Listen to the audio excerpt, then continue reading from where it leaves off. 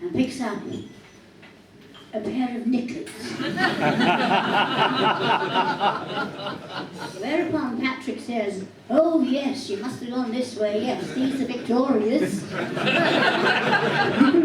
Then Fraser takes them and says, "They certainly are." And Father takes them and says, "How do you know?"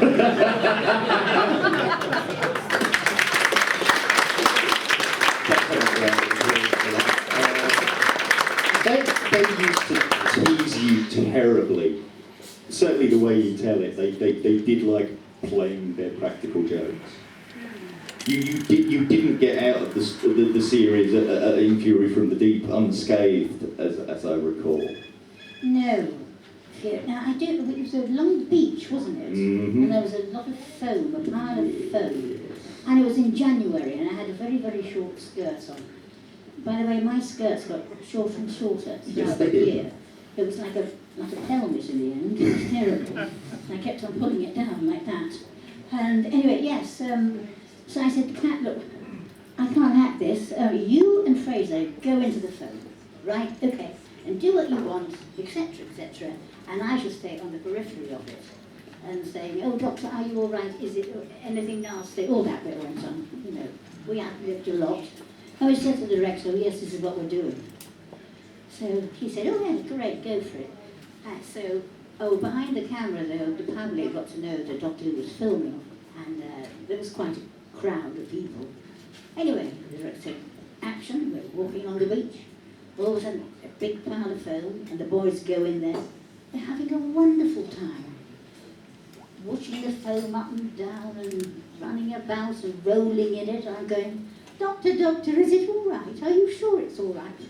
And all of a sudden, they stop, and very slowly look at each other, and even slower, look at me. Now, I cannot move because of the camera. I was thinking, "Don't you dare, don't you dare." And even slower, they start to walk towards me, and they grab me, pull me into the middle of the foam, and give me the birthday bumps. And I come up like a foam monster. And they, "Oh, you beast, you beast." And the director said, "That was brilliant. But we have one problem." Somebody behind the camera, the public, laughed. So we can't do that. So we'll have to do it all over again. I said, "You are joking." "No, no, no. Dry her off, rub her down, or take another take. Thanks a lot."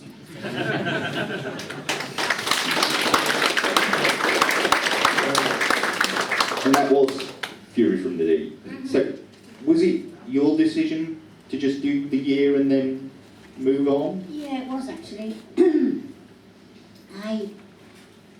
I adored my year, don't get me wrong. I loved it.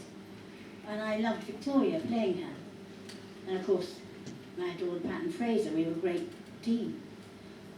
But I thought towards the end, in those days, you see, you couldn't do anything about the script, or you had to say actually what was on the page. That was it. And the character, I tried to make a bit more tomboyish, not the little Victorian miss that screamed quite a lot, although I did scream a hell of a lot. And I thought, no, it's time for me to go. I must pack up and go. And I went up to Pat, and I said, I'm leaving. He said, "You can't." I said, "I think it's time that I went." And he said, "Well, if you leave, I'll leave." And I said, "You can't do that, Patrick. You can't do that." Anyway, so that was my decision.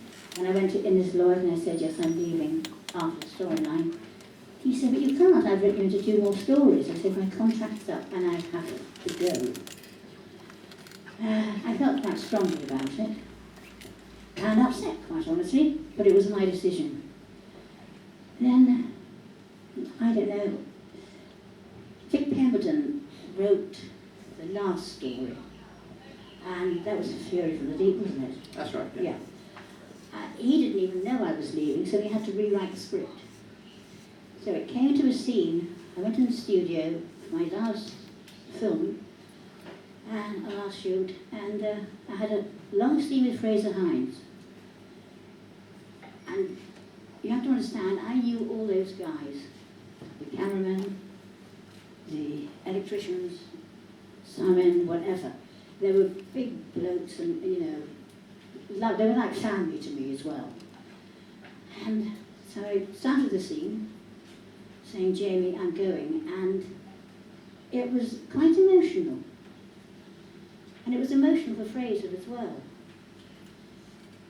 And I finished the scene, I'd gone, I was welling up. Fraser started to.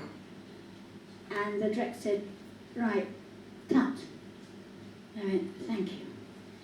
And I looked round the studio, and all those big burly men were crying their eyes out. And I thought, well, I did that scene right. I'd done something right, and I turned, and I walked off, and into my dressing room, and never looked back. That was it. That was my last scene. Yeah. Yeah. Never look back. Oh, you've gone on to a body of some fantastic work, some notable stuff. If we just pull up the next slide. Oh, who's that? I'd recognise that nose anywhere. Ringo. Ringo. That'll be the day. So David Essex was the lead. Ringo was in it. Billy Fury was in it. Keith Moon? He was a nutter. Well, yes, the legend has it, but you'd know more than most, I guess. Yes, I do. We had a very long day's filming, and it was quite cold when we got back, and we all were going to have something to eat, and Ringo was sitting next to me, and Keith said, I want to sit next to you this side. I said, okay, fine. And the hotel had done all these beautiful bouquet of roses and or vases, etc., flowers, and many little petals on them, etc. And we were all starving anyway. And the food came up, and we were just about to tuck in, and Keith Moon thought it'd be very funny to chop all the heads off all these flowers. And all the petals landed in our food. Ringo was not impressed. It was quite horrendous, and I turned round to him and I said, right. I said, you reorder now, and you're paying for it. And he went, are you sure? I said, yes. So, and then he got a slight thing about me. And on the hour, throughout the night, my telephone used to ring, and it was him. So I had it blocked. But, let's pull up another image. Gosh. The blonde bombshell. Naughty Norma. This is Danger UXB, yeah? Yeah. So what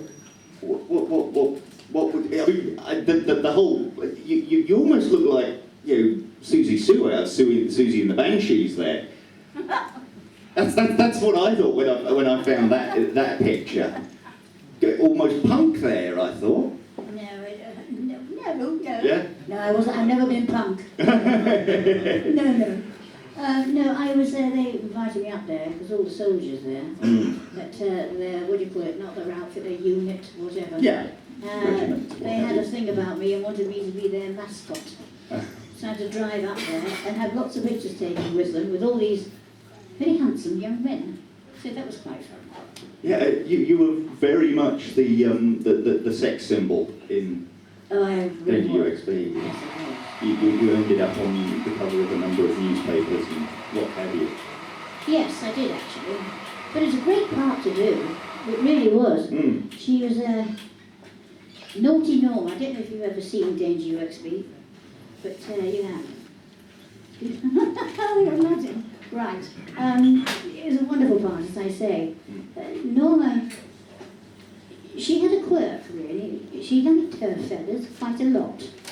And her mother billeted the soldiers. They were upstairs, whatever, they lodged with her. And when the air raids came over, most people went down into the air raid shelter, but not Naughty Norma. Oh no. The air raids turned her on. And she was all like that. And so she leapt on the first soldier that she saw. And this happened to be Anthony Andrews. And fun part, actually. I got through a few soldiers in that 9 months I did it. That's what I call a big bang. The big bang.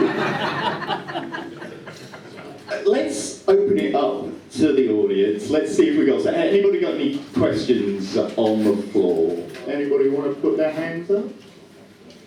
Don't be shy. Oh, right at the back. Shout out loud. I'm just wondering if the BBC give you any information that you can't tell us.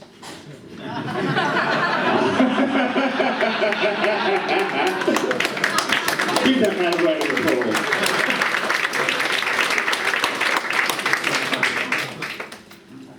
Wouldn't you like to know? No. I'm afraid, no. I can't tell you. You can't tell us whether you know anything or don't know anything. No, I can't. It's going to get terribly complex, I'm sure. Do we have any other questions on the floor? We do, John. What was Liz Lee like to work with on downtime? Oh, she was lovely, Liz. Pull up the next slide, John. Mike. Oh. Thank you. Downtime. The return of Victoria, her various returns. Oh, that's right, yeah. Oh, she was lovely. I knew this before downtime, though, because we used to meet at conventions. All the girls did.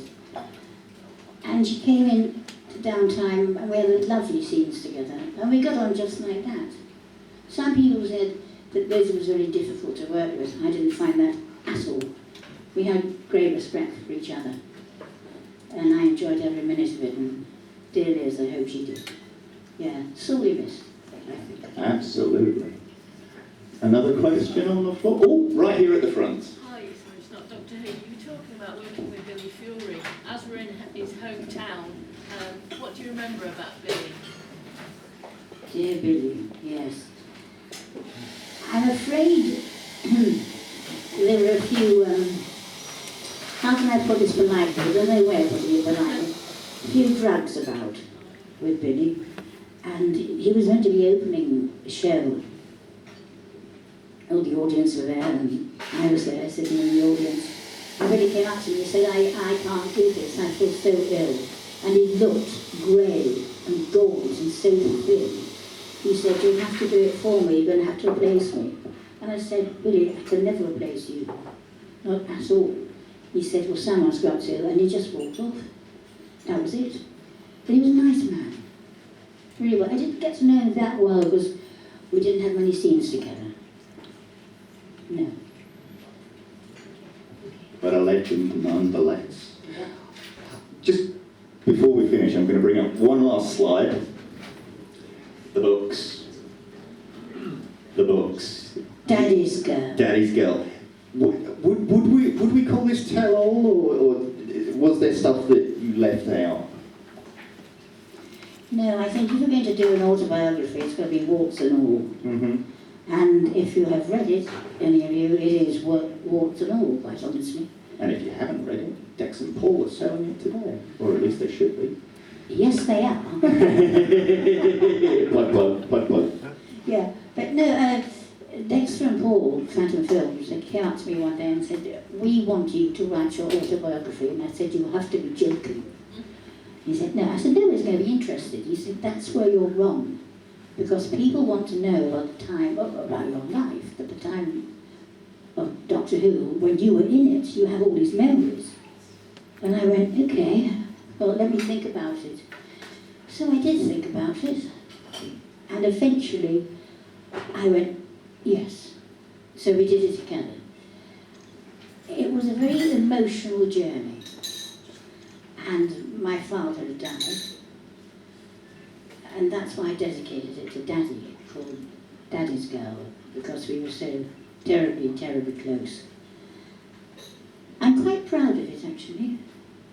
And then they said, do you want to do another one? I went, no, one's enough. And that is it. So, yeah. Definitely should be proud of it. It's a darn good read. And on that note, Debbie will be with us for signing later in the day. But for now, give her a very big round of applause and thank you, Debbie Watley.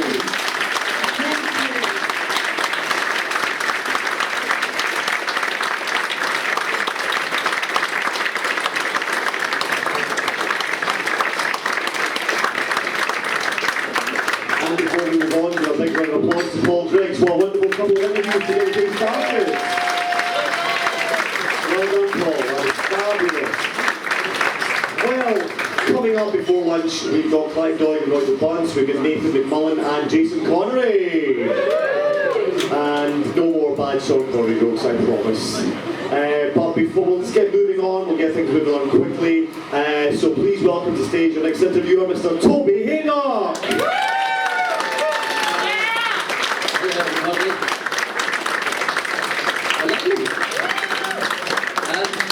Well, hello, good, this is going to be fun. Thanks for coming everybody. I'll introduce our next guest, but I'm assuming we have a video, so shall I do that first? I don't know who I'm talking to. Hello, should we do the video first? Let's do a video to give away who it is. Well, come with me, I'll show you how to be a metal man. When the gears are turning and the fires are flowing, when the world takes over around, your voice is talking all the time. And you live for sleeping, you never sleep because you cannot sleep. From the bottom of a shower, when you learn from the Nile, come around, became the elephants, turning hostile. So you made these people, on top of town roads, elevated with steam, mountain cheer and smokes. Now the war is past and over. We live to see it and wonder what is life and what is real. Why do living things make me